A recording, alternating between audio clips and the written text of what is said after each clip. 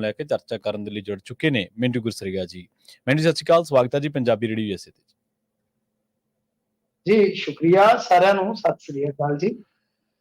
ਅੱਗੇ ਵਧਣ ਤੋਂ ਪਹਿਲਾਂ ਧੰਨਵਾਦ ਕਰਦੇ ਚਲੇ ਸਪਾਂਸਰਸ ਦਾ, ਜਿਹੜੇ ਜ਼ਰੀਆ ਬਣਦੇ ਨੇ ਇਹਨਾਂ ਪ੍ਰੋਗਰਾਮਾਂ ਨੂੰ ਤੁਹਾਡੇ ਤੱਕ ਪਹੁੰਚਾਉਣ ਦੇ ਲਈ। ਖਾਲਸਾ ਇੰਸ਼ੋਰੈਂਸ ਏਜੰਸੀ ਵਾਲੇ, ਜਿਨ੍ਹਾਂ ਤੋਂ ਤੁਸੀਂ ਹਰ ਤਰੀਕੇ ਦੀ ਇੰਸ਼ੋਰੈਂਸ ਲੈ ਸਕਦੇ ਹੋ। ਇੰਸ਼ੋਰੈਂਸ ਬਾਰੇ ਪਤਾ ਕਰਨ ਦੇ ਲਈ ਇਹਨਾਂ ਦਾ ਨੰਬਰ ਹੈ 408-272-2500।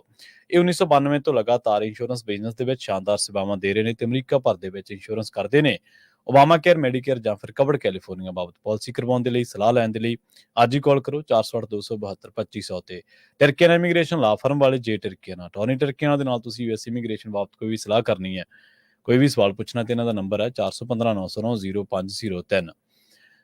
Krishna ਤਰੋਟਾ Yuba city, Baljinder Singh ji Woodland, Paramjit ਕੌਰੰਗੀ ਵੈਕਾਵਲ, Pritpal Singh Sidhu ਫਰੈਜ਼ਨੋ, GN ਵਾਲੇ ਟਰੱਕ ਵਾਸ਼ ਕਰਦੇ ਨੇ, ਆਇਲ ਚੇਂਜ ਕਰਦੇ ਨੇ, ਏਅਰ ਬ੍ਰੇਕਾਂ ਦਾ ਕੰਮ ਤਸੱਲੀ ਬਖਸ਼ ਕਰਦੇ ਨੇ, ਨਵੇਂ ਪੁਰਾਣੇ ਟਾਇਰ ਵੀ ਇਹਨਾਂ ਤੋਂ ਮਿਲਦੇ ਨੇ। ਲੋਕੇਸ਼ਨ ਸੈਂਟਰ ਨੀਲਾ ਦੀ ਨਿੰਮਾ ਸੋਤਾ ਦੇ ਨਾਲ ਗੱਲ ਕੀਤੀ ਜਾ ਸਕਦੀ ਹੈ 209-277-0113 ਤੇ ਇੰਟਰਲਿਪ ਟਰੱਕ ਸਟਾਪ ਵਾਲੇ। ਇਹਨਾਂ ਸਾਰੇ ਹੀ ਸਪਾਂਸਰਸ ਦਾ ਬਹੁਤ ਬਹੁਤ ਧੰਨਵਾਦ। ਤੇ ਜੇਕਰ ਤੁਸੀਂ ਵੀ ਪੰਜਾਬੀ ਰੇਡੀਓ USA ਦੇ ਇਹਨਾਂ ਪ੍ਰੋਗਰਾਮਾਂ ਨੂੰ ਸਪਾਂਸਰ ਕਰਨਾ ਚਾਹੁੰਦੇ ਹੋ ਤਾਂ ਸਟੂਡੀਓ ਦਾ ਨੰਬਰ ਹੈ 408-272-5200। ਅੱਜ ਦਾ ਇਹ ਖਬਰ ਤੇ ਨਜ਼ਰ ਪ੍ਰੋਗਰਾਮ ਸਾਲ 2024 ਦੀ 27 ਅਗਸਤ ਦਾ ਪ੍ਰੋਗਰਾਮ ਹੈ ਤੇ ਦਿਨ ਅੱਜ ਮੰਗਲਵਾਰ ਹੈ। ਮਿੰਟੂ ਜੀ, ਖਬਰਾਂ ਦੀ ਸ਼ੁਰੂਆਤ ਕਰਕੇ ਕੰਗਣਾ ਰਣੌਤ ਤੋਂ ਇਹਦੀ ਫਿਲਮ ਦੇ ਵਿਰੁੱਧ ਹੁਣ ਪਟੀਸ਼ਨ ਪਾਈ ਗਈ ਹੈ ਜੀ। ਜੀ ਬਿਲਕੁਲ, ਦੇਖੋ ਪਟੀਸ਼ਨ ਪਾ ਦਿੱਤੀ ਗਈ ਹੈ ਇਮਾਨ ਸਿੰਘ ਖਹਿਰਾ ਵੱਲੋਂ ਤੇ ਉਧਰੋਂ ਨੋਟਿਸ ਭਿਜਵਾਇਆ ਗਿਆ ਹੈ SGPC ਵੱਲੋਂ ਜੀ। ਤੇ ਨਾਲ ਜਿਹੜੇ ਕੁਝ ਹੈਗੇ ਨੇ ਉਸ ਤਰ੍ਹਾਂ ਦੇ, ਤੁਹਾਨੂੰ ਪਤਾ, ਉਹ ਆ ਜਾਂਦੇ ਆ। ਵੈਸੇ ਤੇ ਉਹ ਚਲੋ ਉਹ ਸਿੱਖੀ ਦੇ ਵਿੱਚ ਆਏ ਨੇ, ਸਿੱਖ ਧਰਮ, ਜਿਵੇਂ ਵਿੱਕੀ ਸਿੰਘ, ਉਹ ਸਿਰ ਕਲਮ ਦੀਆਂ ਧਮਕੀਆਂ ਵੀ ਦਿੱਤੀ ਜਾ ਰਹੀ, ਕਿਉਂਕਿ ਸਾਰਾ ਕੁਝ ਜਿਹੜਾ ਉਹ ਏਦਾਂ ਚੱਲ ਰਿਹਾ। ਤਾਂ ਬਹਰਹਾਲ ਇਸ ਵੇਲੇ ਪ੍ਰਵੀਨ ਜੀ ਇਸ ਫਿਲਮ ਦਾ ਵਿਰੋਧ ਹੋ ਰਿਹਾ, ਜੰਮ ਕੇ ਰੱਜ ਕੇ ਵਿਰੋਧ ਹੋ ਰਿਹਾ। ਕੰਗਣਾ ਰਣੌਤ ਨੇ ਉਹੀ ਵਿੱਕੀ ਸਿੰਘ ਦੀ ਜਿਹੜਾ ਪਹਿਲਾਂ ਵਿੱਕੀ ਸਿੰਘ ਥਾਮਸ ਸੀਗਾ, ਤਾਂ ਉਹੀ ਵੀਡੀਓ ਸਿਰ ਕਲਮ ਕਰਨ ਵਾਲੀ ਉਹ ਕਰ ਦਿੱਤੀ ਪੋਸਟ ਕਿ 3 ਸਟੇਟਾਂ ਮਹਾਰਾਸ਼ਟਰ, ਪੰਜਾਬ, ਹਿਮਾਚਲ, ਕਿ ਵੀ ਮੇਰਾ ਸਿਕਿਉਰਿਟੀ ਦਾ ਬੰਦੋਬਸਤ ਕਰਕੇ ਦੇਵੋ। ਯਾਨੀ ਇਹ ਸਾਰਾ ਹੀ ਇਸੇ ਤਰ੍ਹਾਂ ਹੀ ਕੰਮ ਚੱਲਦਾ ਪਿਆ। ਤੇ ਕਮਾਲ ਦੀ ਗੱਲ ਆ ਪ੍ਰਵੀਨ ਜੀ, ਇਸ ਸਾਰੇ ਐਪੀਸੋਡ ਦੇ ਵਿੱਚ, ਇਸ ਸਾਰੇ ਪ੍ਰਕਰਨ ਦੇ ਵਿੱਚ ਜੇਕਰ ਆਪਾਂ ਦੇਖੀਏ ਤਾਂ ਕਾਂਗਰਸ ਬਿਲਕੁਲ ਖਾਮੋਸ਼ ਹੈ। ਯਾਨੀ ਜਿਨ੍ਹਾਂ ਦੇ ਉਹ ਤਕਰੀਬਨ ਕਹਿ ਲਓ ਕਿ 90% ਉਲਟ ਜਾਣ ਦੀ ਸੰਭਾਵਨਾ ਹੈ ਐਮਰਜੈਂਸੀ, ਕਿਉਂਕਿ ਜਿਹੜਾ ਸਿੱਖਾਂ ਨਾਲ ਰਿਲੇਟਡ ਕਹਿ ਲਓ ਜਾਂ ਪੰਜਾਬੀ ਵਾਲਾ ਜਿਹੜਾ ਮਸਲਾ ਹੈ ਉਹ ਤਾਂ ਆਪਾਂ ਜੇ ਛੱਡ ਦਈਏ ਜੀ। ਤਾਂ ਹੁਣ ਆਪਾਂ ਜੇ ਇੱਧਰ ਦੇਖੀਏ ਤਾਂ ਜਿਨ੍ਹਾਂ ਦੇ ਖਿਲਾਫ ਉਹ ਸਾਰੀ ਫਿਲਮ ਜਾਂਦੀ ਹੈ ਤਕਰੀਬਨ, ਜੇ ਇੱਕ ਹਿੱਸਾ ਛੱਡਦੀ ਹੈ ਆਪਾਂ ਪੰਜਾਬ ਵਾਲਾ ਜਾਂ ਜਰਨੈਲ ਸਿੰਘ ਭਿੰਡਰਾਂ ਵਾਲੇ ਨਾਲ ਜਿਹੜਾ ਵਿਵਾਦਤ ਹੈ, ਤਾਂ ਉਹ ਜਿਹੜਾ 90% ਜਿਨ੍ਹਾਂ ਦੇ ਉਲਟ ਕੰਟੈਂਟ ਹੈ ਉਹ ਬੋਲ ਹੀ ਨਹੀਂ ਰਹੇ। ਇਹ ਕਮਾਲ ਦੀ ਗੱਲ ਹੈ। ਤਾਂ ਵਿਰੋਧ ਜਿਹੜਾ ਸਭ ਤੋਂ ਜ਼ਿਆਦਾ ਹੋ ਰਿਹਾ ਉਹ ਹੋ ਰਿਹਾ ਪੰਜਾਬ ਦੇ ਆਪਣੇ ਮਤਲਬ ਕਿ ਖਾਸ ਤੌਰ ਤੇ ਸਿੱਖਾਂ ਦੇ ਇੱਕ ਵਰਗ ਚੋਂ। ਤਾਂ ਉਹਦੇ ਚ ਹੁਣ ਕਾਨੂੰਨੀ ਲੜਾਈ ਵੀ ਸ਼ੁਰੂ ਹੋ ਗਈ ਹੈ। ਪਰ ਤੁਸੀਂ ਕਮਾਲ ਦੇਖੋਗੇ ਕਿ ਮੈਂ ਜਾ ਕੇ ਦੇਖਿਆ ਫਿਲਮ ਦੀ PR ਸ਼ੁਰੂ ਹੋ ਗਈ। ਆਪਾਂ ਕੱਲ ਵੀ ਗੱਲ ਕੀਤੀ ਸੀ ਕਿ ਕਿਸ ਤਰ੍ਹਾਂ ਏਜੰਡਾ ਆਧਾਰਿਤ ਇਹ ਸਾਰਾ ਕੁਝ ਜਿਹੜਾ ਉਹ ਕਰ ਰਹੇ ਨੇ। ਗੱਲ ਇਹ ਆ ਕਿ ਅਸਲ ਦੇ ਵਿੱਚ ਬਾਹਰ ਕੋਈ ਜ਼ਿਆਦਾ ਹਾਈਪ ਹੈ ਨਹੀਂ ਗੀ ਪ੍ਰਵੀਨ ਜੀ ਫਿਲਮ। ਆਪਾਂ ਕਹਿੰਦੇ ਨਹੀਂ ਹੁੰਦੇ ਕਿ ਘਰ ਦੇ ਭਾਗ ਜੋੜੀਓ ਦਿਸ ਪੈਂਦੇ ਹੁੰਦੇ ਆ ਨਾ, ਫਿਲਮ ਦਾ ਕੋਈ ਜ਼ਿਆਦਾ ਸਕੋਪ ਮੈਨੂੰ ਨਜ਼ਰ ਨਹੀਂ ਆਇਆ। ਪਰ ਪ੍ਰਚਾਰ ਜਿਹੜਾ ਕਹਿ ਲਈਏ ਕਿ ਜਿਸ ਤਰ੍ਹਾਂ ਦਾ ਪੰਜਾਬ ਚੋਂ ਵਿਰੋਧ, ਜਿਸ ਤਰ੍ਹਾਂ ਦਾ ਜਿਹੜਾ ਇਹ ਕਹਿ ਲਓ ਕਿ ਮਾਰਾਮਾਰ ਚੱਲ ਰਿਹਾ, ਤੇ ਜਿਸ ਤਰ੍ਹਾਂ ਕੰਗਣਾ ਰਣੌਤ ਕੱਲੀ ਕਦੀ ਗੱਲ ਨੂੰ ਨਾਲ ਦੀ ਨਾਲ ਚੱਕ ਰਹੀ ਆ, ਯਾਨੀ ਉਹ ਜਿਵੇਂ ਮੈਂ ਤੁਹਾਨੂੰ ਦੱਸਿਆ ਸੀਗਾ ਕਿ ਉਹਦਾ ਏਜੰਡਾ ਇਹੋ ਆ ਕਿ ਆਪਣਾ ਪ੍ਰੋਡਕਟ ਵੇਚਣਾ ਕਿਸੇ ਤਰੀਕੇ। ਤਾਂ ਇਹ ਇਸ ਵੇਲੇ ਦੀ ਸੂਰਤ ਹਾਲ ਆ। ਵੇਖੋ, ਮੈਨੂੰ ਉਮੀਦ ਆ ਕਿ ਠੀਕ ਹੈ ਪੰਜਾਬ ਤੋਂ ਵਿਰੋਧ ਹੋਏਗਾ, ਹੋ ਸਕਦਾ ਕੋਈ ਸਿਨੇਮਿਆਂ ਤੇ ਸਿਕਿਉਰਿਟੀ ਲਾ ਦਿੱਤੀ ਜਾਵੇ, ਜਾਂ ਕਿਤੇ ਹੋ ਸਕਦਾ ਕਿ ਮਤਲਬ ਕਿ ਫਿਲਮ ਬੰਦ ਕਰਾ ਦਿੱਤੀ ਜਾਵੇ, ਜਾਂ ਸਿਨੇਮਿਆਂ ਵਾਲੇ ਵੀ ਕਈ ਵਾਰ ਕਹਿੰਦੇ ਹੁੰਦੇ ਕਿ ਅਸੀਂ ਫਿਲਮ ਲਾਉਣ ਦਾ ਰਿਸਕ ਨਹੀਂ ਲੈਣਾ। ਪਰ ਗੱਲ ਇਹ ਹੈ ਜਨਾਬ ਕਿ ਜੋ ਮਤਲਬ ਉਧਰ ਦੂਸਰੇ ਪਾਸੇ ਆਪਾਂ ਤਾਂ ਦੂਸਰੇ ਪਾਸੇ ਕੁਝ ਫਿਲਮ ਦਾ ਮੈਨੂੰ ਨਹੀਂ ਲੱਗਦਾ ਬਣੇਗਾ। ਹਾਂ, ਇਹ ਹੈ ਕਿ ਚੰਦ ਦਿਨ ਬਾਅਦ ਪਤਾ ਨਹੀਂ ਫਿਲਮ, ਕਿਉਂਕਿ ਹਲੇ ਅਰਵੀ ਸਿੰਘ ਜੋਕੇ ਦੀ ਜਿਹੜੀ ਹੈ ਮੇਰੇ ਖਿਆਲ ਦੇ ਨਾਲ ਸਤੰਬਰ ਤੇ ਹੈ, ਤਾਂ ਉਦੋਂ ਤੱਕ ਕੋਈ ਬਣ ਜਾਵੇ ਤਾਂ ਬਣ ਜਾਵੇ। ਪਰ ਇੱਥੇ ਜੇ ਆਪਾਂ ਦੇਖੀਏ ਤਾਂ ਪੰਜਾਬ ਦੇ ਵਿੱਚ ਮੈਨੂੰ ਨਹੀਂ ਲੱਗਦਾ ਕਿ ਫਿਲਮ ਜ਼ਿਆਦਾ ਕੋਈ ਕਮਾਈ ਵੀ ਕਰ ਸਕਦੀ। ਹਾਂ, ਇਸੇ ਵਿਰੋਧ ਦੇ ਵਿੱਚੋਂ ਅਗਾਂਹ ਦੂਜੀਆਂ ਸਟੇਟਾਂ 'ਚ ਕੀ ਹੁੰਦਾ ਮੈਨੂੰ ਪਤਾ ਨਹੀਂ ਹੈ। ਪਰ ਕੰਗਣਾ ਰਣੌਤ ਜਿਹੜੀ ਹੈ ਉਹ ਯਤਨ ਪੂਰਾ ਕਰ ਰਹੀ ਹੈ ਕਿ ਕਿਸੇ ਨਾ ਕਿਸੇ ਤਰੀਕੇ ਦੇ ਨਾਲ ਇਸ ਵਿਰੋਧ ਦੇ ਆਧਾਰ ਤੇ ਮੈਂ ਇਹ ਆਪਣਾ ਪ੍ਰੋਡਕਟ ਜਿਹੜਾ ਵੇਚ ਜਾਵਾਂ, ਚਲਾ ਜਾ। ਜੀ। ਤੇ ਅਗਲੀ ਖਬਰ ਦੇ ਵੱਲ ਵਧੀਆ ਮਿੰਟ ਜੀ ਗੱਲ ਕਰੀਏ ਅੰਮ੍ਰਿਤਪਾਲ ਸਿੰਘ ਦੇ ਪਿਤਾ ਦੀ। ਉਹਨਾਂ ਨੇ ਅਕਾਲ ਤਖ਼ਤ ਤੇ ਪਹੁੰਚੇ ਨੇ ਤੇ ਸ਼ਾਇਦ ਸੁਖਬੀਰ ਸਿੰਘ ਬਾਦਲ ਤੇ ਵੀ ਨਿਸ਼ਾਨੇ ਲਾਏ ਨੇ ਉਹਨਾਂ ਨੇ, ਸ਼ਬਦੀ ਨਿਸ਼ਾਨ। ਦੇਖੋ ਇਹ ਨਿਸ਼ਾਨੇ ਤੇ ਹੁਣ ਲੱਗਣਗੇ ਨਾ। ਇਹ ਸਾਰੀ ਜਿਹੜੀ ਕਵਾਇਦ ਹੈ ਉਸ ਕਵਾਇਦ ਨੂੰ ਸਮਝੋ ਕਿ ਪ੍ਰਵੀਨ ਜੀ ਇਹ ਐਸਜੀਪੀਸੀ ਦੀ ਲੜਾਈ ਸ਼ੁਰੂ ਹੋ ਚੁੱਕੀ ਹੈ। ਐਸਜੀਪੀਸੀ ਦੇ ਉੱਤੇ ਕੰਟਰੋਲ ਦਾ ਇਹ 86 ਘਮਸਾਨ ਸ਼ੁਰੂ ਹੈ। ਜੀ ਜੀ। ਕਿਉਂਕਿ ਪਿਛਲੇ ਦਿਨ ਤੁਸੀਂ ਦੇਖਿਆ ਹੋਣਾ ਕਿ ਜੋ ਸੁਖਬੀਰ ਸਿੰਘ ਬਾਦਲ ਸੀਗੇ ਉਹਨਾਂ ਨੇ ਵੀ ਅੰਮ੍ਰਿਤਪਾਲ ਸਿੰਘ ਦਾ ਨਾਮ ਲੈ ਲੈ ਕੇ ਨਿਸ਼ਾਨੇ ਵਿੰਨੇ ਸਨ। ਹੁਣ ਤਾਂ ਫਿਰ ਇਹ ਵੀ ਜਾਣਗੇ ਇਹਨਾਂ ਨੂੰ। ਇਹ ਦੇਖੋ ਇਹ ਹੈ ਸਿਸਟਮੈਟਿਕਲੀ ਦੇਖੋ ਤਾਂ ਹੁਣ ਐਸਜੀਪੀਸੀ ਦਾ ਪ੍ਰਧਾਨ ਉਹ ਕਿਹਨੂੰ ਲਾਇਆ? ਉਹ ਲਾਇਆ ਮੈਂਬਰਾਂ ਨੇ, ਤੇ ਮੈਂਬਰਾਂ ਨੇ ਸਾਰੇ ਅਖਤਿਆਰ ਕਿਸ ਨੂੰ ਦਿੱਤੇ ਹੁੰਦੇ ਆ? ਤਾਂ ਇਸ ਤੋਂ ਇਲਾਵਾ ਜੇ ਤੁਸੀਂ ਦੇਖੋਗੇ ਤਾਂ ਫਿਰ ਜਥੇਦਾਰਾਂ ਦੀ ਨਿਯੁਕਤੀ ਕੌਣ ਕਰਦਾ? ਐਸਜੀਪੀਸੀ। ਤਾਂ ਗੱਲ ਇਹੀ ਦੇ ਵਿੱਚੋਂ ਕਹਾਣੀ ਹੈ ਨਾ ਕਿ ਜੇ ਮੰਨ ਲਓ ਕੱਲ ਨੂੰ ਸੁਖਬੀਰ ਸਿੰਘ ਬਾਦਲ ਨੂੰ ਰਾਹਤ ਮਿਲ ਜਾਂਦੀ ਹੈ ਤਾਂ ਉਹਨਾਂ ਕੋਲ ਤੇ ਨੈਟਵਰਕ ਬਣਿਆ ਬਣਾਇਆ ਹੈਗਾ ਹੀ ਆ ਨਾ ਫਿਰ ਐਸਜੀਪੀਸੀ ਦਾ ਤਜਰਬਾ ਵੀ ਉਹਨਾਂ ਦੇ ਕੋਲ। ਜੀ ਜੀ ਬਿਲਕੁਲ। ਤਾਂ ਉਹ ਉਸ ਨੂੰ ਇਸਤੇਮਾਲ ਕਰਕੇ ਇੱਕ ਵੱਡੀ ਲੜਾਈ 'ਚ ਜਿੱਤ ਹਾਰ ਬਾਅਦ ਦੀ ਗੱਲ ਹੁੰਦੀ ਹੈ ਕਿ ਵੱਡੀ ਲੜਾਈ 'ਚ ਵਾਪਸੀ ਕਰ ਸਕਦੇ ਨੇ ਉਹ। ਸਾਰੋਂ ਸਾਹਿਬ ਨੇ ਬਿਆਨ ਦੇ ਦਿੱਤਾ ਸੀਗਾ ਜੀ, ਪਿਛਲੇ ਦਿਨਾਂ 'ਚ ਬਿਆਨ ਦੇ ਦਿੱਤਾ ਸੀਗਾ ਕਿ ਦਸੰਬਰ ਜਨਵਰੀ 'ਚ ਇਲੈਕਸ਼ਨ ਕਰਵਾਉਣ ਵਾਸਤੇ ਅਸੀਂ ਤਿਆਰ ਹਾਂ।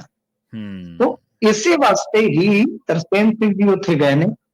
ਉਹਨਾਂ ਨੇ ਜਾ ਕੇ ਮੰਗ ਪੱਤਰ ਸੌਂਪਿਆ, ਸੁਖਬੀਰ ਸਿੰਘ ਬਾਦਲ ਦਾ ਨਾਮ ਜਾਂ ਕਹ ਲਓ ਕਿ ਜੋ ਵੀ ਉਹਨਾਂ ਦੇ ਇਲਜ਼ਾਮਾਤ ਵਗੈਰਾ ਹੈਗੇ ਨੇ ਕਿ ਬਈ ਇੱਕ ਐਸਾ ਫੈਸਲਾ ਜਿਹੜਾ ਉਹ ਲਿਆ ਜਾਣਾ ਚਾਹੀਦਾ ਹੈ ਕਿ ਜਿਹੜਾ ਕੌਮ ਨੂੰ ਪ੍ਰਵਾਨ ਹੋਵੇ। ਇਹ ਤਾਂ ਹੁਣ ਜ਼ਾਰਾ ਜੀ ਗੱਲ ਹੈ ਨਾ ਜੀ ਜੀ ਕਿ ਫੈਸਲਾ ਕਹ ਲਓ ਕਿ ਜੇ ਸੁਖਬੀਰ ਸਿੰਘ ਬਾਦਲ ਨੂੰ ਫਰਜ਼ ਕਰੋ ਅਕਾਲੀ ਦਲ ਤੋਂ ਕੱਢ ਵੀ ਦਿੱਤਾ ਜਾਂਦਾ ਉਹ ਕਿਹੜਾ ਪ੍ਰਵਾਨ ਹੋਣਾ ਸਾਰਿਆਂ ਨੂੰ?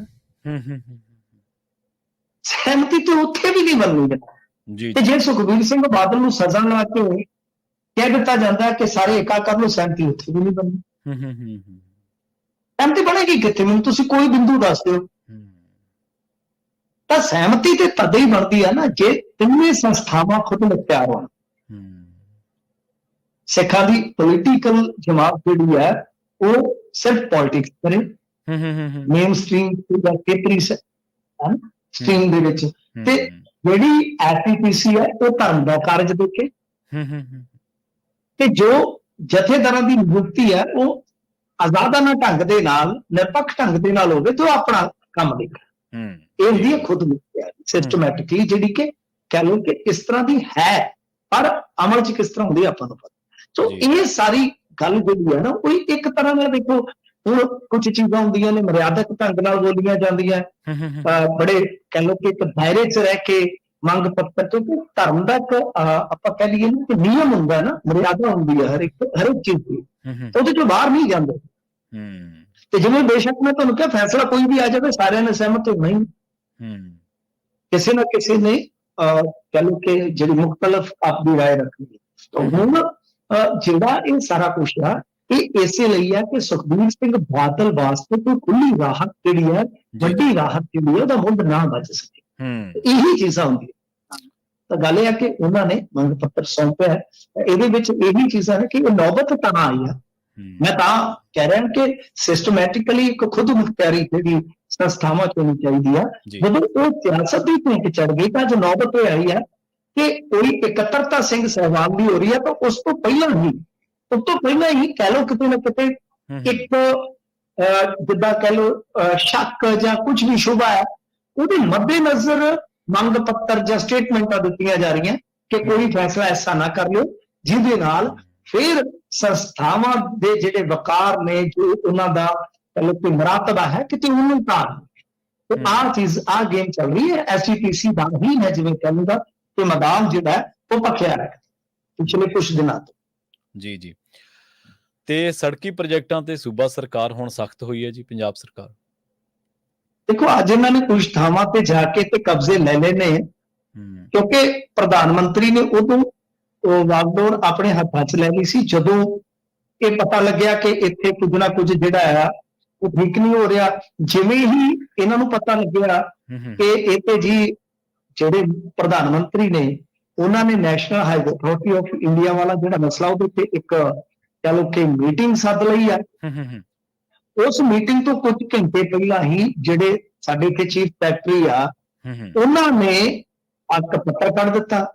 ਇੱਕ ਪੱਤਰ ਕੱਢ ਦਿੱਤਾ ਕਿ ਕੁਝ ਕੁ ਹਿੱਸਾ ਜਿਵੇਂ ਮਲੇਰਕੋਟਲੇ ਦੇ ਵਿੱਚ ਤਕਰੀਬਨ ਲਾ ਲਓ ਕਿ ਲਗਭਗ 1.5 ਕਿਲੋਮੀਟਰ ਦਾ ਤੇ ਕਪੂਰਥਲੇ 1.25 ਕਿਲੋਮੀਟਰ ਦਾ ਤੇ 27 ਅਗਸਤ 2024 ਨੂੰ ਕਬਜ਼ਾ ਲੈਣਾ ਹਰ ਹਾਲਤ ਦੇ ਵਿੱਚ। ਜਿਵੇਂ ਬੱਬੂ ਮਾਨ ਕਹਿੰਦਾ ਨਾ ਚੱਕ ਲੋ ਰਿਵਾਲਵਰ ਰਫਲਾਂ ਵੀ ਕਬਜ਼ਾ ਲੈਣਾ, ਤਾਂ ਇਹਨਾਂ ਨੇ ਵੀ ਸਿੱਧਾ ਕਹਿ ਦਿੱਤਾ ਕਿ ਫੋਰਸ ਲਿਆਓ ਜਿੰਨੀ ਵੀ ਲਿਆ ਸਕਦੇ ਜੀ। ਪੱਤਰ ਜਾਰੀ ਕੀਤਾ ਡੀਜੀਪੀ ਦੇ ਨਾਲ।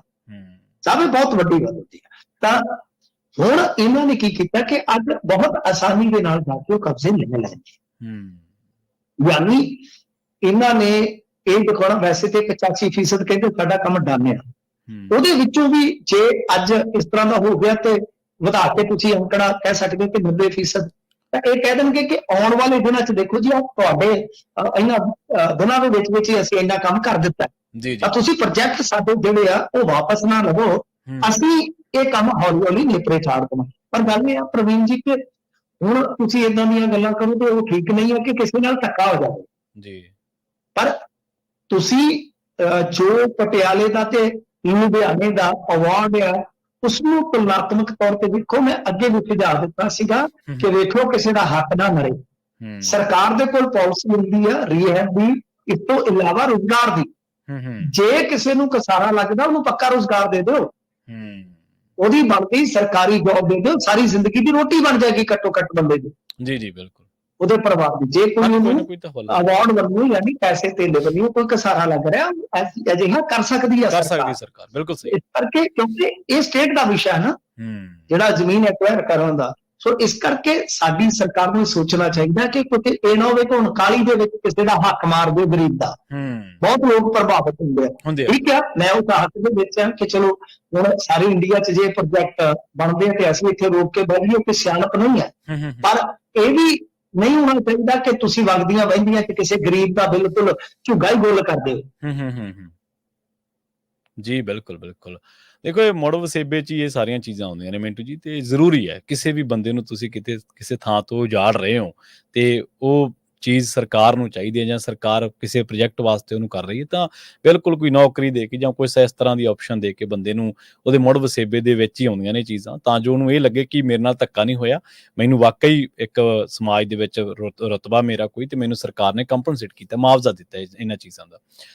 ਰਵਨੀਤ ਬਿੱਟੂ ਦੀ ਗੱਲ ਕਰੀਏ ਜੀ, ਦਲ ਬਦਲੀ ਆਖਰ ਰਾਸ ਆਈ ਗਈ, ਬੇੜਾ ਪਾਰ ਹੋ ਗਿਆ ਤੇ ਦੱਸਦੇ ਆ ਕਿ ਹੁਣ ਰਾਜਸਥਾਨ ਤੋਂ ਰਾਜ ਸਭਾ ਮੈਂਬਰ ਬਣ ਗਏ ਜੀ। ਹਾਂਜੀ ਦੇਖੋ, ਜਦੋਂ ਕੋਈ ਵਿਰੋਧ ਦੇ ਵਿੱਚ ਆਇਆ ਹੀ ਨਹੀਂ, ਵੈਸੇ ਵੀ ਇਮਕਾਨ ਸੀ ਕਿ ਆਉਣਾ ਵੀ ਨਹੀਂ। ਜਦੋਂ ਕੋਈ ਆਇਆ ਹੀ ਨਹੀਂ, ਜਦੋਂ ਕੋਈ ਆਉਣਾ ਹੀ ਨਹੀਂ ਤਾਂ ਫਿਰ ਉਹ ਰਾਜ ਸਭਾ ਦੇ ਮੈਂਬਰ ਬਿਨਾਂ ਲੜੇ ਤੋਂ ਬਣ ਹੀ ਗਏ ਆ। ਗੱਲ ਇਹ ਹੈ ਕਿ ਇਸ ਮਾਮਲੇ 'ਚ ਜੇ ਆਪਾਂ ਦੇਖੀਏ ਤਾਂ ਪਹਿਲਾਂ ਤੋਂ ਤੈਅ ਸੀ ਕਿ ਜਿਸ ਤਰ੍ਹਾਂ ਉਹਨਾਂ ਦੇ ਕੋਲ ਮੈਂਡੇਟ ਹੈ, ਜਿਸ ਤਰ੍ਹਾਂ ਦਾ ਉਹਨਾਂ ਨੇ ਉੱਥੇ ਸਰਕਾਰ ਬਣਾਉਣ ਵਾਸਤੇ ਨੰਬਰ ਹਾਸਲ ਕੀਤਾ ਹੈ, ਤਾਂ ਉਹਦੇ 'ਚ ਬਈ ਰਵਨੀਤ ਬਿੱਟੂ ਦੀ ਜਿਹੜੀ ਜਿੱਤ ਹੈ ਉਹ ਤੈਅ ਜੀ। ਸੋ ਇਸ ਵਾਸਤੇ ਇਹਦੇ 'ਚ ਕੋਈ ਸ਼ੱਕ ਨਹੀਂ ਸੀ, ਕੋਈ ਦੋ ਰਾਏ ਨਹੀਂ ਸੀ।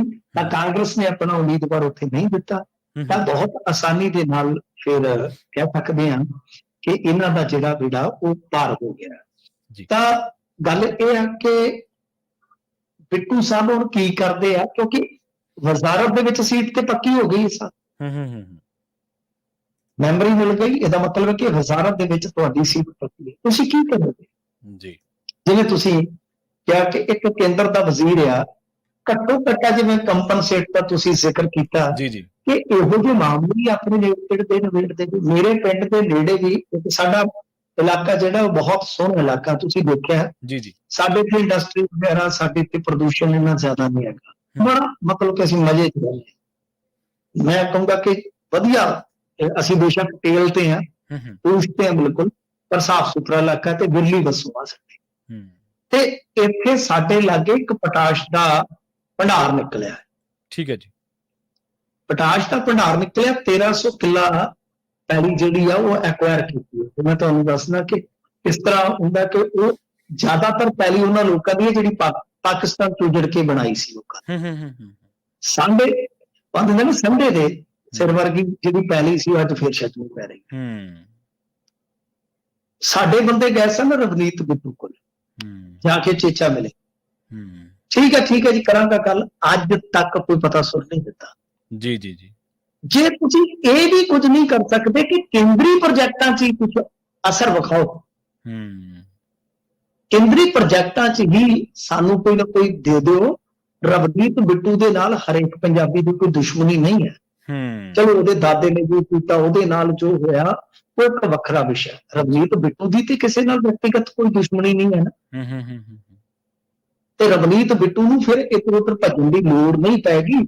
ਬਣਦਾ ਸਰਦਾ ਹੀ ਕੰਮ ਕਰ ਲਵੇ, ਨਾ ਇਹਦਾ ਵਿਰੋਧ ਹੋਏਗਾ, ਕਿਉਂਕਿ ਜਦੋਂ ਕੋਈ ਬੰਦਾ ਕੰਮ ਕਰਕੇ ਦਿਖਾਉਂਦਾ ਨਾ ਤਾਂ ਉਹਦਾ ਕੰਮ ਬੋਲਦਾ। ਫਿਰ ਉਹ ਜਿਹੜੇ ਵਿਰੋਧ ਕਰਦੇ ਆ ਨਜਾਇਜ਼, ਤਾਂ ਵਿਰੋਧ ਕਰਨ ਵਾਲਿਆਂ ਦਾ ਵੀ ਵਿਰੋਧ ਲੋਕ ਕਰਦੇ ਆ ਕਿ ਯਾਰ ਮੈਂ ਕਰਕੇ ਦਿਖਾ, ਤੇ ਨਜਾਇਜ਼ ਨਾ ਵਿਰੋਧ ਕਰੋ। ਸੋ ਇਸ ਕਰਕੇ ਮੈਂ ਤੇ ਇਹ ਕਹੂੰਗਾ, ਪਰ ਰਵਨੀਤ ਬਿੱਟੂ ਨੇ ਜਿਸ ਤਰ੍ਹਾਂ ਕਾਗਜ਼ ਭਰਦਿਆਂ ਉਹ ਕਿਸਾਨੀ ਵਾਲੇ ਮਸਲੇ ਤੇ ਕੋਈ ਵਾਹ ਹੱਥ ਗੱਲਾਂ ਕੀਤੀਆਂ, ਲੱਗਦਾ ਕਿ ਮੈਨੂੰ ਨਹੀਂ ਉਮੀਦ ਅਸੀਂ ਜੋ ਗੱਲਾਂ ਚਾਹੁੰਦੇ ਹਾਂ ਉਹ ਗੱਲਾਂ ਹੋ ਜਾਣਗੀਆਂ। ਪਰ ਫਿਰ ਵੀ ਉਮੀਦ ਕਰਦੇ ਹਾਂ ਕਿ ਹੁਣ ਵਜ਼ਾਰਤ ਪੱਕੀ ਹੋ ਗਈ ਹੈ, ਰਾਜ ਸਭਾ ਦੇ ਮੈਂਬਰ ਬਣ ਗਏ ਆ, ਚਲੋ ਕੁਝ ਨਾ ਕੁਝ ਕਰਨ ਤਾਂ ਐਟਲੀਸਟ ਕੇਂਦਰੀ ਪ੍ਰੋਜੈਕਟਾਂ ਦੇ ਵਿੱਚ ਤੇ ਪੱਖਪੂਰਨ। ਬਿਲਕੁਲ ਸਹੀ ਹੈ ਜੀ। ਤੇ ਚੁੱਪ ਚਪੀਤੇ ਪੰਜਾਬ ਦੇ ਨਾਲ ਕਿਹੜੀ ਗੇਮ ਲੱਗ ਗਈ ਮਿੰਟੂ ਜੀ? ਹਾਂਜੀ ਦੇਖੋ, ਇੱਥੇ ਜਿਹੜੀ ਸਾਡੀ ਹੈਗੀ ਆ ਜਿਵੇਂ ਆਪਾਂ ਮਿਲਰ ਇੰਡਸਟਰੀ ਕਹਿ ਲਓ ਜਾਂ ਸ਼ੈਲਰ ਇੰਡਸਟਰੀ ਕਹਿ ਲਓ, ਤਾਂ ਉਹਨਾਂ ਦੇ ਨਾਲ ਬਹੁਤ ਭੈੜੀ ਗੇਮ। ਬਦਕਿਸਮਤੀ ਆ ਕਿ ਇੱਥੇ ਚਲੋ ਹੁਣ ਕਿਸਾਨ ਆ, ਉਹ ਹਾਈਵੇ ਜਾਮ ਕਰ ਲੈਂਦੇ ਆ ਤੇ ਉਹ ਤੁਹਾਡੇ ਤੱਕ ਵੀ ਖਬਰ ਆ ਜਾਂਦੀ ਹੈ, ਅਮਰੀਕਾ ਤੱਕ। ਹਾਈਵੇ ਭਾਵੇਂ ਘੰਟਾ ਹੀ ਜਾਮ ਕਰਨ, ਪਰ ਜਿਹੜੇ ਲੋਕ ਇਸੇ ਤਰ੍ਹਾਂ ਹੀ ਕਹਿ ਲਓ ਕਿ ਪੰਜਾਬ ਦੇ ਆ ਔਰ ਬਹੁਤ ਜ਼ਿਆਦਾ ਟੈਕਸ ਪੇ ਕਰਦੇ ਆ, ਰੋਜ਼ਗਾਰ ਦਿੰਦੇ ਆ ਲੋਕਾਂ ਨੂੰ, ਤੇ ਖੇਤੀ ਆਧਾਰਿਤ ਇੰਡਸਟਰੀ ਦਾ ਹਿੱਸਾ ਨੇ, ਤਾਂ ਉਹਨਾਂ ਦੀਆਂ ਮੁਸ਼ਕਲਾਂ ਕਿਤੇ ਮੀਡੀਆ 'ਚ ਨਹੀਂ ਹੁੰਦੀਆਂ। ਬਿਲਕੁਲ ਸਹੀ। ਤਾਂ ਗੱਲ ਇਹ ਹੈ ਸਭ ਕਿ ਜਿਹੜੀ ਇਹ ਸ਼ੈਲਰ ਇੰਡਸਟਰੀ ਹੈ ਆਖਰੀ ਦਮ ਤੇ ਧੱਕ ਦਿੱਤੀ ਗਈ। ਇਹ ਪਤਾ ਨਹੀਂ ਕਿਉਂ, ਕੱਲ ਨੂੰ ਹੋ ਸਕਦਾ ਕੋਈ ਸਾਈਲੋ ਪ੍ਰੋਜੈਕਟ ਹੋਣ, ਪਤਾ ਨਹੀਂ ਕੀ ਹੋਏਗਾ ਕੀ ਨਹੀਂ ਹੋਏਗਾ, ਮੈਨੂੰ ਨਹੀਂ ਪਤਾ।